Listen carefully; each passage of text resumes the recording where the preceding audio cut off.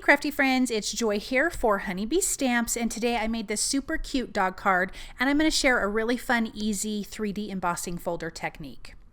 Let's first start with our background.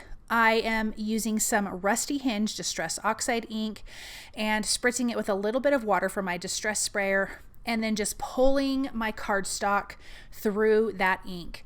I'm going to do that also with Vintage Photo. Let me get my heat tool here and just dry a little bit. I don't want a crazy blend. I don't mind if a little bit of the color blends, but I would like to be able to see each of the colors. So I'm going to dry that with my heat tool just till it's not soaking wet. Spritzing that ink with water and pulling my cardstock through. I'm going to clean up my work surface in between each of the colors.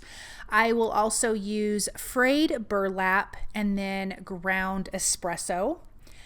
So actually, I have two techniques to show you on here. Super easy, this is a super quick card. I don't normally make cards this color, but I think it turned out really fun. I had a good time mixing these colors together. So here is the frayed burlap. Again, just wiping down my surface. I have a microfiber cloth, cleaning that up and using my heat tool. Then now I'm going to use the ground espressos. I'm working on a glass mat. You could work on a silicone mat, whatever. Just squish your ink down, get it a little bit wet. This is just Neenah cardstock. I am not using any kind of crazy cardstock. No, excuse me. This is scrapbook.com cardstock. They're mixed media cardstock. So but it takes the water just fine. Of course, it's mixed media. But I'm not getting it soaking wet. So you could use a Neenah cardstock for this as well. Now that this is dry, I'm going to lightly ink blend over the existing colors. So the Rusty Hinge over the Rusty Hinge areas. And then I think I did frayed burlap and a little bit of the ground espresso. I did not use the Vintage Photo.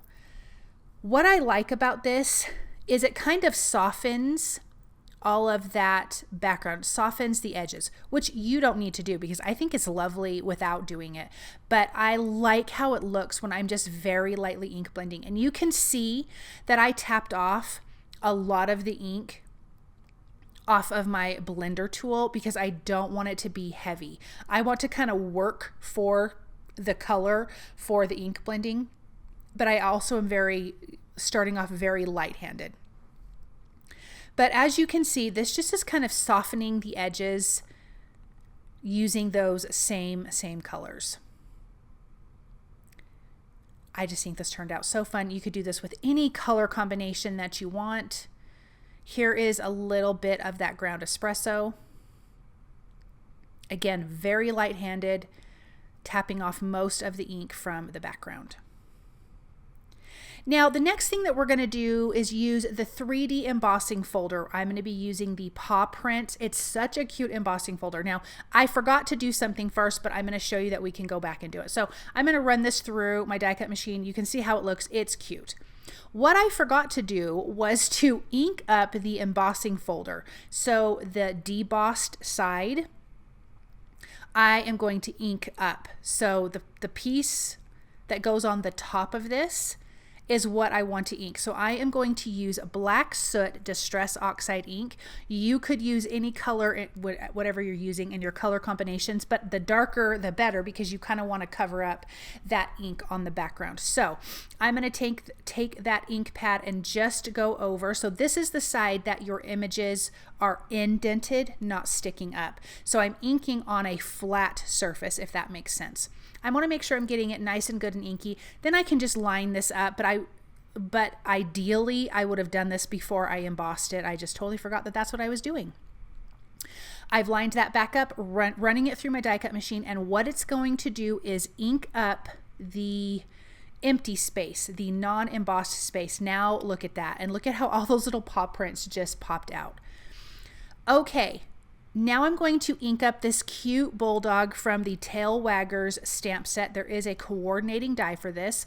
I am going to paint this with my Distress Oxide inks, I am going to be using Gathered Twigs and Antique Linen to color this cute little dog. I spritzed my ink and using a paintbrush, and I am just going to paint him.